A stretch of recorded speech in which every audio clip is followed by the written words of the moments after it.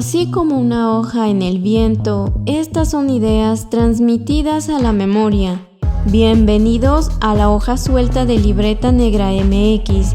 Ya estamos al aire.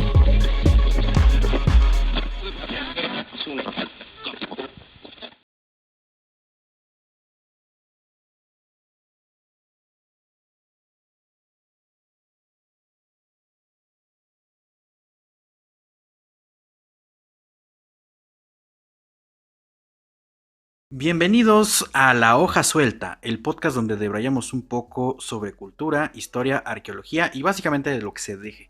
Les saludan sus anfitriones, Wendy Osorio y Omar Espinosa, arqueólogos, inaugurando esta nueva temporada de estar platicando con diferentes especialistas y gente que le interesa el mundo de la cultura, pues de todas partes del mundo y de diferentes temáticas. El día de hoy vamos a tener una conversación con alguien que viene directamente de la industria turística, pero se destaca por juntar lo mejor de todos los mundos, del turismo, de la perspectiva patrimonial, de la museología y de la educación. Nos da muchísimo gusto comenzar este 2022 con Fernanda Gutiérrez. ¿Qué tal? ¿Cómo estás? Hola Omar, hola Wendy. Muy emocionada por estar aquí en su podcast y compartir también nuestras perspectivas acerca de lo que hablamos siempre, que es el patrimonio. Claro que sí, nosotros también estamos muy emocionados, además porque estamos empezando este año, el 2022, y este es el primer podcast que va a salir del año, entonces nos emociona también, y qué bueno que sea desde esta perspectiva, ¿no? Tan multidisciplinaria, porque ciertamente el tema de, por ejemplo, del patrimonio es algo que en este canal hemos tratado, ¿no? Pero con diferentes especialistas. Entonces, Fernanda, muchas gracias de manera anticipada. Y pues ojalá que podamos como sacar reflexiones, ¿no? Porque el tema del patrimonio, como dije, es un tema que siempre estamos discutiendo, porque precisamente es una cuestión dinámica y compleja, ¿no? Al menos a partir de ciertas experiencias que hemos visto y platicado. Pero queremos que nos platiques desde tu propia experiencia. ¿Qué es esto del patrimonio cultural, Fernanda? Sí, creo que ha sido una batalla bastante grande como definir qué es patrimonio y desde qué perspectiva. Por ejemplo, dentro de mi tesis lo llamo como un caleidoscopio patrimonial, que siempre estamos como volteando para saber desde qué perspectiva abordarlo. Y justamente desde el turismo ha sido como muy polémico también esta parte de definirlo. En esta parte de definición propia diría que es este proceso de construcción que identifica diversas manifestaciones culturales y que es un reflejo totalmente de la sociedad. Y esto reitera que siempre va a ser un patrimonio flexible, que está sujeto a cambios, que es una característica muy importante. En la parte del turismo ha sido muy complicado porque se tiene como la concepción de que el patrimonio está fijo. Sin embargo, también hay que tener en cuenta que es bastante flexible y conforme se va revitalizando, también se tiene que adecuar al turismo. Por ejemplo, hay una autora que me gusta mucho, bueno, es un autor, que se llama Lul Peñalba, y él toma como diversos ejes para definir lo que es parte del patrimonio, que es también como muy importante, y lo toma desde la antropología, el derecho, la educación y la historia del arte. Entonces vemos también como un complemento que podemos abordar, y yo sumaría también lo que es parte del turismo, dado que siempre van como enmanados. Aquí nos llama mucho la atención este concepto que utilizas o como le estás llamando en tu tesis, el caleidoscopio patrimonial.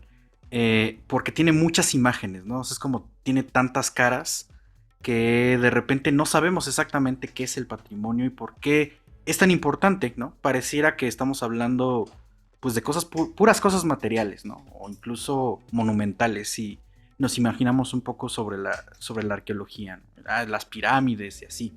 Pero en realidad tiene muchas cosas, ¿no? Pero cuéntanos un poco cuál es esta imagen que tiene el patrimonio según lo que tú has visto a partir del patrimonio, del turismo. Pues está como relacionado bien con, como bien lo dice Loret Prats, que el patrimonio es un recurso turístico, entonces también ha sido como muy utilizado, sin embargo, es complicado también desde los inicios de cómo empieza el turismo en México. Entonces empieza como a partir de 1930 con la Revolución, entonces empieza como a diversificar y de cómo nosotros proponemos que vean a México, también ya la consolidación del Estado, también el uso de las políticas culturales y turísticas que aunque no estén escritas, están. Entonces, ¿cómo es la visión externa totalmente hacia el extranjero? Y eso también ha sido como un tanto complicado porque dentro de las políticas turísticas solamente se marca como el eje de promoción. Entonces ha sido una pauta que sigue totalmente vigente. Y lo que nos cuenta pues Loren Prats es que siempre ha sido este conjunto de patrimonio y turismo siempre van juntos, aunque no estén, no se pueden separar, por eso se habla como de una simbiosis que siempre va a estar dando. Entonces es como también el disfrute de esta contemplación, pero también recae en la parte de su gestión. Todo esto que nos cuentas, pues por supuesto que si lo miramos desde esa perspectiva histórica, ¿no? Pues cómo se inicia el turismo. Si hay como hay un momento en el caso particular de México en el que se habla, ¿no? También de este turismo cultural, ¿no? Como que intenta alejarse de este turismo de masas, muy comercial, en fin, ¿no? En rasgos generales. Pero dentro de este proceso también ya se empieza a como a catalogar ciertas manifestaciones, sobre todo materiales, dentro de lo que entra como patrimonio de la humanidad, patrimonio cultural, ¿no? Entonces, al día de hoy también esta categorización de las manifestaciones pues sigue dando como de qué hablar porque si bien se habla de herencia, se habla de ideología, se habla de un pasado, pero pienso que a veces puede caer como en esta idea tradicionalista, ¿no? Que hay ciertas manifestaciones que si no tienen cierta antigüedad, entonces no pueden entrar dentro de una categoría de patrimonio cultural. Y desde ese aspecto pienso también que seguir esta ideología tradicionalista también es como excluyente, ¿no? Lo que sí es patrimonio frente a lo que no es.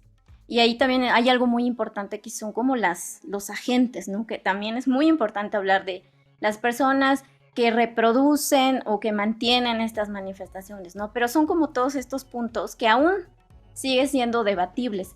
Pero, ¿qué más nos puedes decir sobre esta serie de discursos sobre el patrimonio cultural que siguen vigentes y que siguen, pues, discutiéndose, ¿no?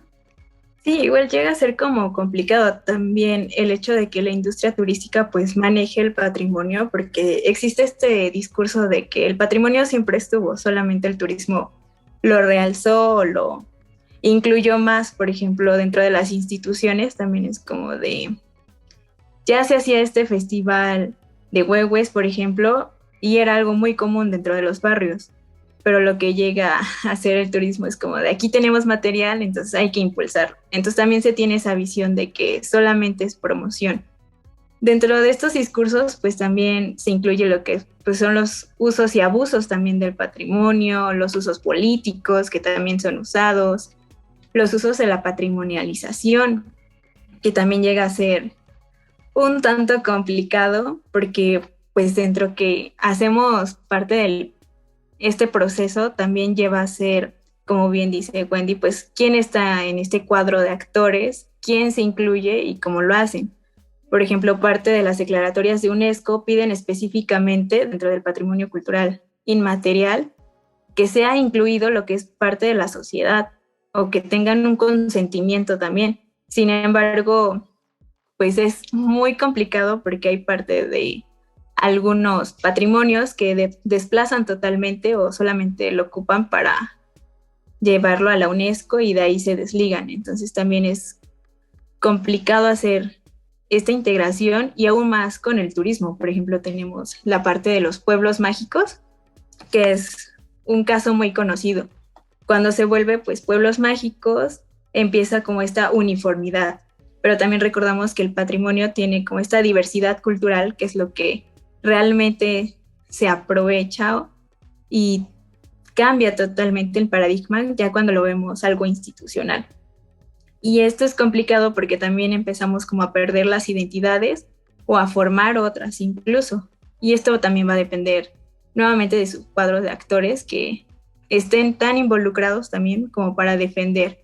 Para esto pues también se habla como de la gestión, de establecer como criterios mínimos básicos para poder establecerlo. Y también el turismo, saber en dónde abordar y en dónde no, para no caer como en esta parte de la turistificación o la disneylización, que también es como atraer más turistas a ciertos lugares y que también crea como conflictos dentro de estos discursos, incluso dentro de los discursos sociales, donde ya dicen que el propio pueblo ya no se identifica y empieza a hacer este desplazamiento a partir del exceso de turistas.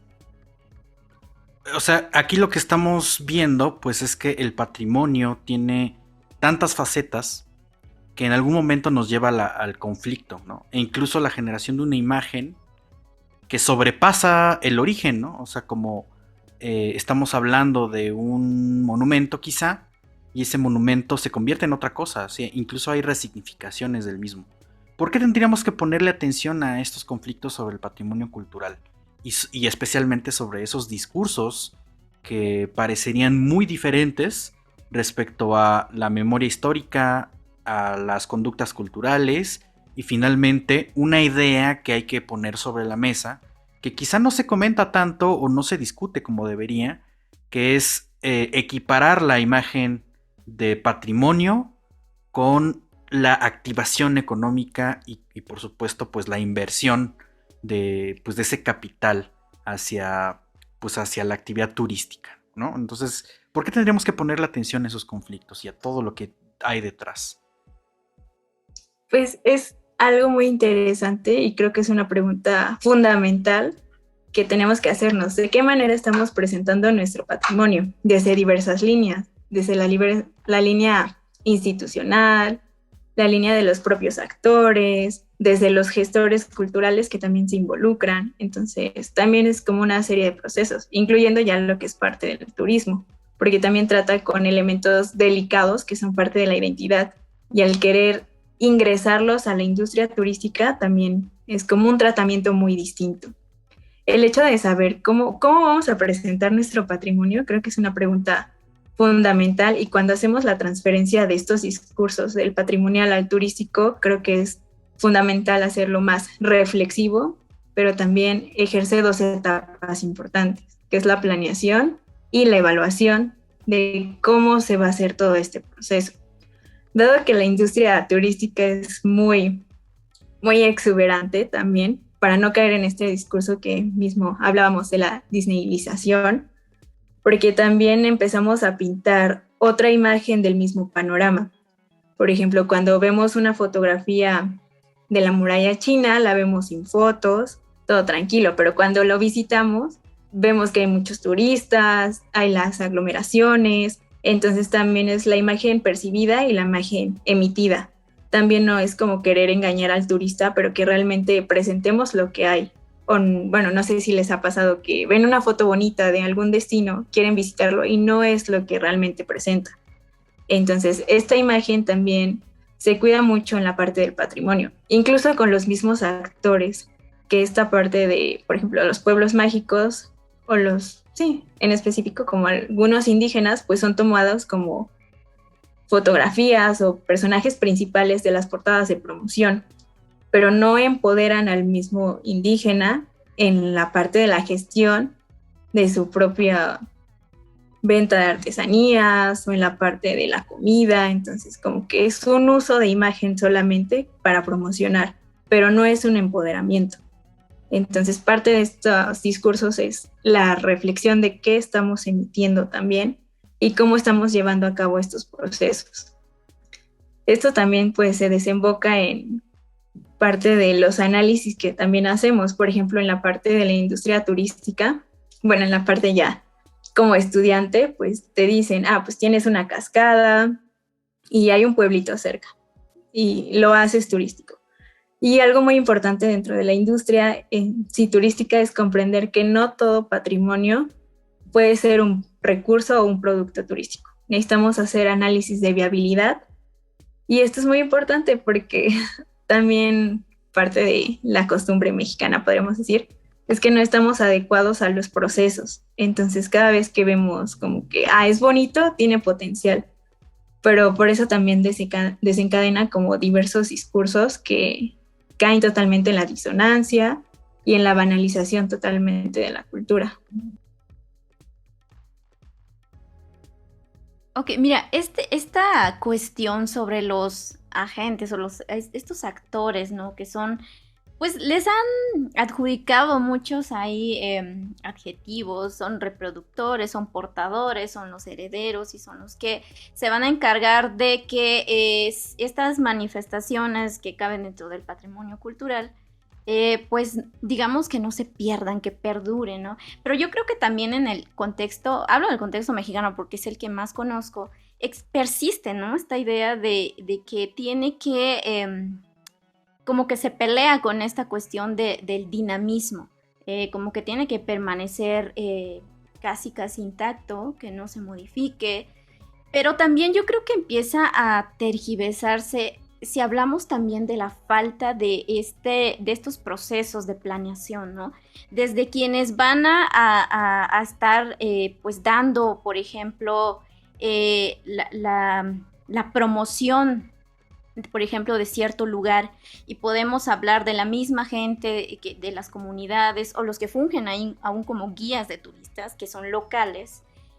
Sí, yo veo como también una falta como de planeación sobre las formas y las ideas que se van a comunicar a través de estas personas. Es un problema que realmente sí atraviesa otras líneas institucionales, pero también es la cara que se ve ante quienes llegan y visitan esos lugares, ¿no? Como que podemos estar reproduciendo ideas que no necesariamente van a reflejar la realidad y que opacan ciertos problemas de las diferentes comunidades, ¿no? Sobre estos lugares. Y pues yo creo que ahí es algo que sigue pasando mucho. Y también hay un aspecto en cuanto a los espacios, sobre todo ahorita virtuales, donde se promocionan los lugares que son muy rentables, ¿no? Hablando en términos turísticos, pero también yo tengo la percepción de que estas personas, por ejemplo, algunos influencers, promocionan, ¿no? Ciertos lugares, pero siguen reproduciendo esta idea que decía al principio, ¿no? De que son lugares que tal vez no han sufrido cambios, que aparentemente se han mantenido con sus costumbres, y que pues todo es muy bonito, ¿no? Pero yo creo que esto también no nos deja ver todas estas problemáticas que estábamos hablando desde el principio. Y podríamos mencionar entonces... Ajá. No, adelante. Ay, perdón. Me llegaba como el recuerdo de una noticia que había leído acerca de que estaban como las mujeres desaparecidas y habían como varios postes y notas donde se veían esto. Y alguna Secretaría de Cultura y de Turismo los quitaron porque decían que daban mala imagen a la ciudad. Entonces también es como la ciudad pues está viva completamente, no es algo que permanezca, pero también es visibilizar los hechos sociales y también cómo desde el turismo podemos aportarlo también de manera directa o indirectamente a estas soluciones. Pero a esa cuestión vamos, de cómo lo estamos presentando y como bien decía Wendy, cómo se va a ver, porque el patrimonio pues no es un escaparate, que eso es algo muy importante, también es una sociedad viva que también presenta ciertos problemas y es necesario visibilizarlos. Efectivamente, y lo que yo quería comentar es que tú estás presentando una serie de conceptos nuevos, o al menos que se están viendo desde miradas distintas. Y a mí todo esto que estamos comentando me hace pues justamente empatarlo con esto que tú generas, ¿no? Especulación sobre el patrimonio. Coméntanos un poco sobre de qué se trata esta especulación y cuáles son los puntos de encuentro con estos conflictos sobre el patrimonio cultural. Pues parte de las especulaciones también es, bueno, igual desde el turismo, es la falta de conocimiento del mismo patrimonio. Por ejemplo, a veces no son conscientes desde el sector turístico el valor del monumento, entonces, o del mismo patrimonio intangible, que es algo muy importante. Entonces crea como también este conflicto de intereses y empieza como la valoración, ¿no? Desde dónde podemos sacarle provecho, de dónde no. Y llega a ser tan complicado también tener un enfoque integrador que articule también como estas estrategias tanto sociales, económicas, culturales y ambientales, que también es algo muy importante, que es un eje que se ha estado como tratando de integrar desde el desarrollo sostenible o el turismo sostenible, que también es muy importante. A pesar de que no se conoce en totalidad el patrimonio, porque no somos historiadores o arqueólogos, pero no está exento de que no pongamos atención totalmente acerca de cuáles son las conductas que nosotros estamos transmitiendo hacia los turistas también. Porque también dentro del turismo existe lo que es el código de conducta del turista, y eso es muy importante porque el turista siempre debe ser responsable ante sus visitas y sí, tener este respeto totalmente a las ciudades que visitan o hacia los lugares. Sin embargo, pues todos somos turistas y no conocemos también este código. Entonces también nos falta como esta parte de la divulgación del turismo, que es muy importante. Pero también hay como estos campos de tensión donde encontramos a la parte del sector cultural con el sector turístico, y pues como no hay comunicación entre sectores, pues se crea totalmente estos desfases. Entonces no se puede articular una política que ayude también a comprender y a no caer también esta parte de los discursos o las espectacularizaciones. Ahora que comentas un poco sobre la transmisión de conocimiento y pues básicamente transmitir una imagen, y ya lo comentaste, la divulgación del turismo, también has trabajado un poco sobre eso, ¿no?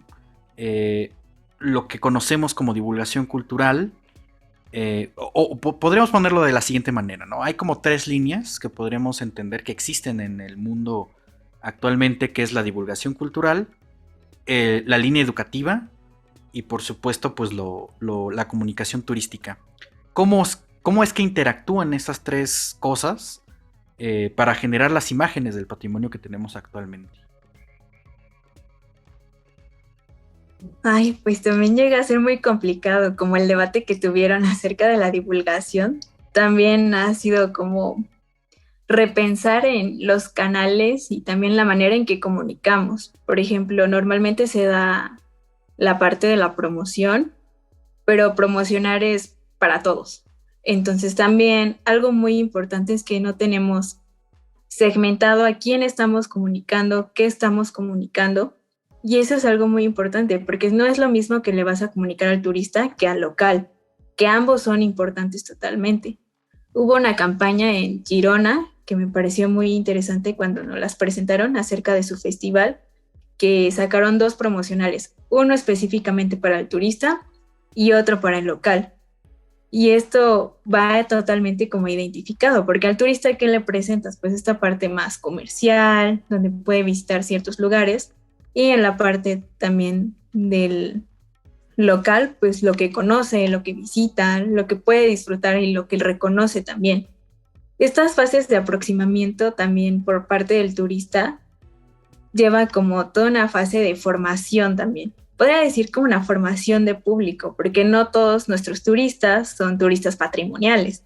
Hay turistas que pueden interesarse también, incluso existe como una tipología de turistas, que eso es algo bien curioso porque también se mide como el grado de interés por la parte del patrimonio, si está totalmente interesado, si está parcialmente, y pues también esto depende mucho del cuidado que va a tener, si quiere obtener mayor información o experiencias, que también se trata de combinar un poquito. Y justo en la parte de la divulgación, entonces todos viajamos y a través de estos viajes adquirimos experiencias, pero este tipo de experiencias se cuestionan si son superficiales o significativas. Entonces cuando visitamos algún lugar turístico, la información suele ser como un poco pasiva, es como, mira, un templo del siglo XVI y qué bonito y está viejo, porque pues es normalmente lo que llegan a decir, porque no hay como este seguimiento de educación. No me refiero también como a la educación formal, porque ya sería mucho, pero sí es una educación informal totalmente, donde también hay como esta interacción con el local que también puede mostrar y podemos aprender de él. Sin embargo, el turista siempre debe tener un grado de apertura para poder reconocerlo y también crear una experiencia significativa. Y justamente pues eso es lo que se trata de hacer por la parte de la mediación. Bueno, al menos en mi caso trato de manejar lo que es la mediación, que hay diferentes metodologías, pero una fase muy importante que resalto siempre va a ser la sensibilización. Una vez que logramos aproximación y sensibilización, podemos empezar a dar como esta parte del cuidado, que tanto hablamos, ¿no? De la conservación, la protección y divulgación del patrimonio, pero si no cumplimos estas dos etapas, pues no se puede contemplar totalmente con el turista. Yo pienso que este tema es muy importante, fíjate, porque también el proyecto de Libreta Negra MX aboga mucho por las tareas, los trabajos de divulgación, independientemente de la especialidad que tengamos, porque yo pienso que sobre todo en la rama, en la actividad turística, si es cultural o si no es, o si es más comercial, los mediadores, los que se encargan, ¿no? Como de presentar ciertos espacios o ciertas expresiones, creo que hacen una labor de divulgación más que cualquiera de los arqueólogos o historiadores o arquitectos. Pero yo quería preguntarte, Fernanda, si en la formación en las áreas de turismo sí se enfocan o al menos sí tienen como presente esta parte tan importante en el trabajo que van a hacer ustedes, porque en el caso particular, por ejemplo, de nosotros, es algo que sí adolece en nuestra formación. Pues es muy complicado porque tenemos, por ejemplo, la parte del turismo, que es como la carrera así, licenciatura en turismo, y pues eso abarca como todo el fenómeno sociocultural. Luego están pues otras carreras que están en la parte de administración de empresas turísticas y está dedicada específicamente a los servicios. Entonces también depende como de esas ramas. Sin embargo, no ha sido algo tocado. Por ejemplo, aquí en Puebla ha sido algo nuevo que se integra como las optativas de intérpretes de patrimonio. Sin embargo, yo ahí tengo conflictos también porque no es lo mismo ser un intérprete que ser un divulgador o que ser un mediador. O sea, todos convergen, pero también tienen distintos niveles de comunicación y dependiendo de dónde te vas a desarrollar. No se tiene completamente en la formación y considero que sería algo muy bueno que nosotros aprendamos a cómo comunicar lo que ustedes están investigando, que es algo muy importante porque está también como este paradigma de que si vas a la pirámide y aplaudes y escuchas como los ecos y también como estos discursos donde los guías cambian totalmente el discurso de la investigación que se ha dado y también he visto como bastantes molestias, quejas desde otras disciplinas de es que nada más dicen eso como para atraer gente y pues sí hay, pero esto también se da como por parte de las regulaciones de Sectur. En Sectur te otorgan lo que es esta parte de la credencial para ser guía, pero también necesitas como ciertas horas de capacitación que son obligatorias a cumplir por la parte de ICTUR para que siempre estés en constante actualización, ya sea en la parte de servicios, en la parte de idiomas o en la parte de historia.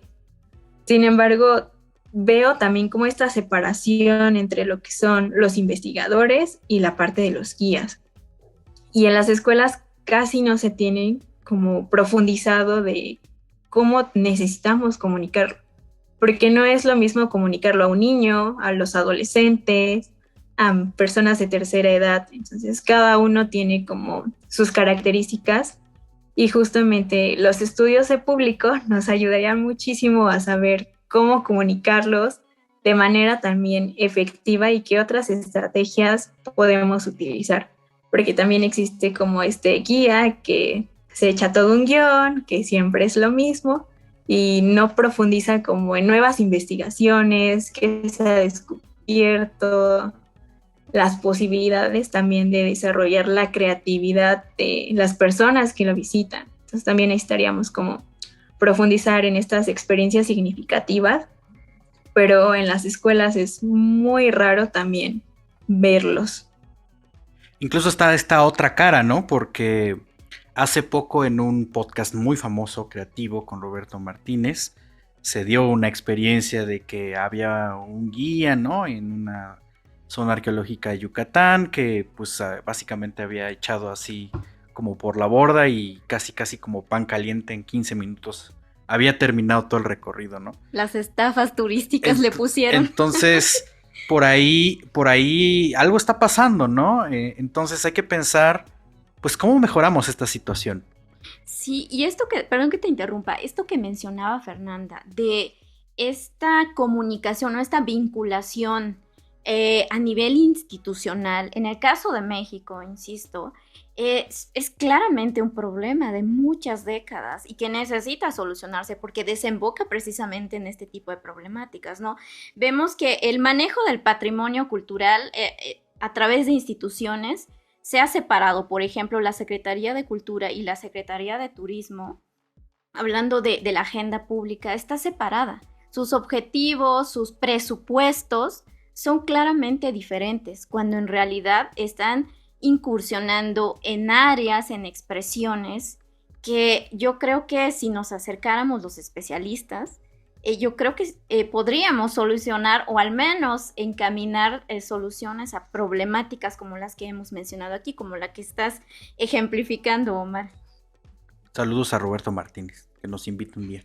Pero, ¿tú qué piensas, Fernanda? ¿Cómo mejoramos esta situación con todo esto que pues tú estás analizando, ¿no? Y que estás viendo desde un poco afuera todo, ¿no? O sea, nosotros lo vemos desde los ojos arqueológicos, y hay gente pues que lo ve desde solamente el turismo, hay gente que lo ve desde la parte patrimonial, desde lo educativo, pero tú tienes ese crisol que junta todo. Entonces, ¿tú qué propondrías para mejorar o al menos, ¿no? De lo que has observado, pues cuál sería el camino, ¿no? Más o menos para seguir avanzando en esto y que no existan estos conflictos y que el caleidoscopo no sea tan pues tan dispar, ¿no?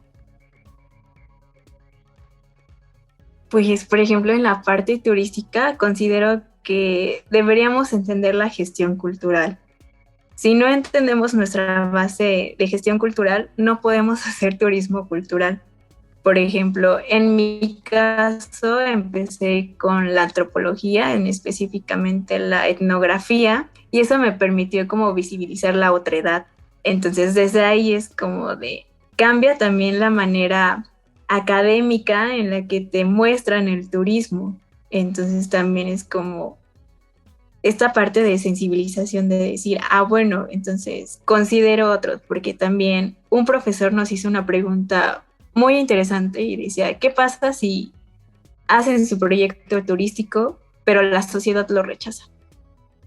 Entonces es un elemento que nadie en la academia te dice en la parte del turismo. Es como, sí, crea proyectos, pero si no entendemos nuestra base de gestión cultural, va a ser muy complicado articular estos discursos para también comprenderlos. Desde también los elementos que se necesitan, también esta parte del acercamiento con los actores, porque también esta parte de vincularlos con los actores es porque ellos también van a ser un pilar que van a continuar tu proyecto. Porque qué tal si tú dejas tu proyecto todo muy bonito, pero no incluyes a la sociedad, pues se va a perder. Por eso los buenos proyectos no perduran, porque no vinculamos también a la sociedad, que ellos también son una parte fundamental del proyecto. Una vez que los integras, ellos van a seguir manteniendo los proyectos. Entonces, eso va a ser como una parte importante. También las etapas de planeación y evaluación, que son muy importantes.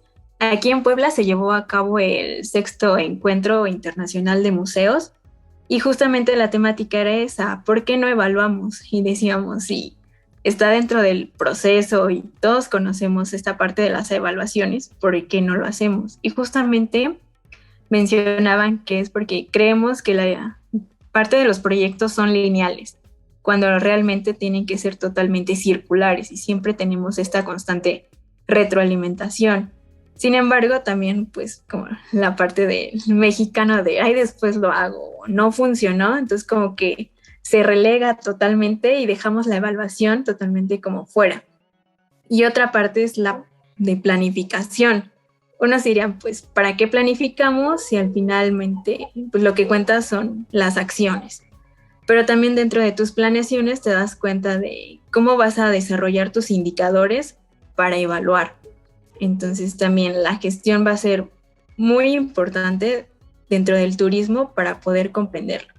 Y sensibilizarnos, también acercarnos a ustedes como para saber también los tratamientos que le dan a sus investigaciones, que también son muy importantes, y empezarnos como a vincular, porque no es lo mismo que veamos el patrimonio desde la parte legal, que también es muy complicada en cómo gestionarlos, en la parte institucional, de decidir qué se presenta, qué no se presenta o de qué manera, también en la parte pues de la prensa cultural, que también llegan a ser como muy complicados, donde hacen como esta parte de todos los escándalos que ha tenido la parte del patrimonio, incluso también desde la parte de la historia. Entonces creo que articulando un poquito todas estas disciplinas ayudaría como bastante, y el acercamiento total y que no se vea también el rechazo, porque también he conocido personas que rechazan como el turismo, de que no, el turismo es malo y si lo insertamos aquí, pues no se puede gestionar un buen proyecto. Pero lo que pasa pues son estas 2 etapas faltantes y la sensibilización sería mi propuesta. Totalmente de acuerdo y bueno, este es un buen inicio, ¿por qué no? De estar aquí vinculándonos entre 2 áreas que aparentemente están separadas, pero que en la realidad estamos sumamente relacionados, ¿no? Esta parte de la gestión de proyectos también es algo que hablábamos mucho con Anto Jiménez sobre estos temas de la gestión, ¿no? Del patrimonio. Y sí, o sea, vemos que podemos tener estas líneas de cooperación en cuanto a cómo gestionamos los proyectos, sean de investigación o sean de propuestas para un proyecto turístico, porque lo que tú dices es la base angular del trabajo. Hacer un proyecto que incluya pues toda la base, ¿no? Metodológica que mencionas también, pero también esta parte importante de seguimiento, o sea, que es donde entraría, por ejemplo, la evaluación, ¿no? Y es algo que debemos tener en claro desde antes de ejecutar el mismo proyecto. Porque sí, como bien dices, también de este lado ocurre que, bueno, entonces lo dejamos para después.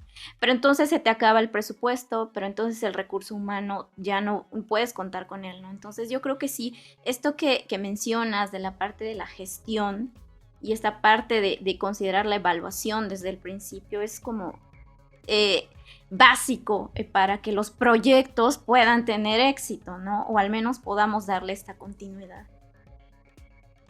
Pues ya lo escucharon, quien esté poniendo atención y esté pensando incursionar en el turismo y hacer varios proyectos, pues hay que poner mucha atención y ponerle énfasis a este tipo de planeaciones que definitivamente son muy necesarias y que muy pocas veces se ven más allá de una gestión o un periodo de gobierno quizá también.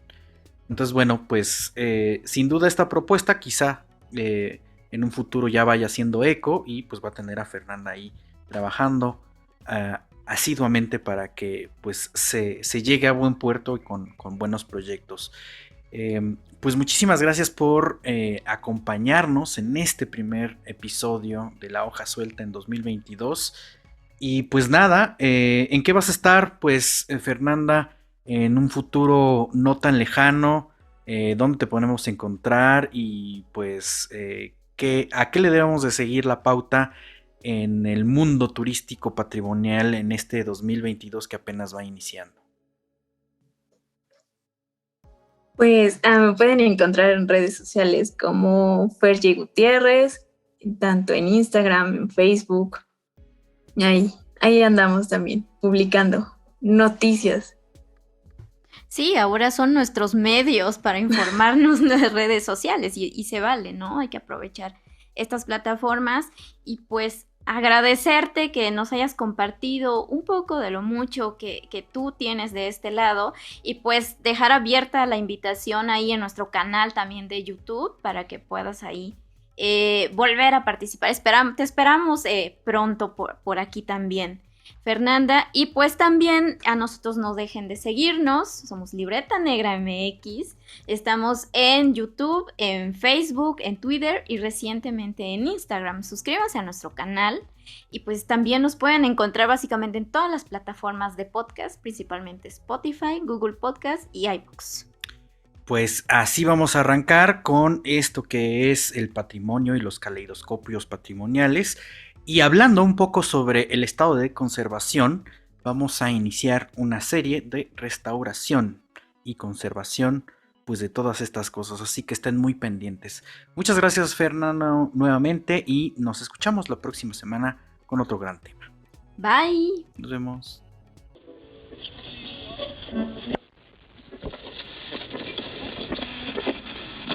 Gracias por acompañarnos. Nos escuchamos la próxima transmisión.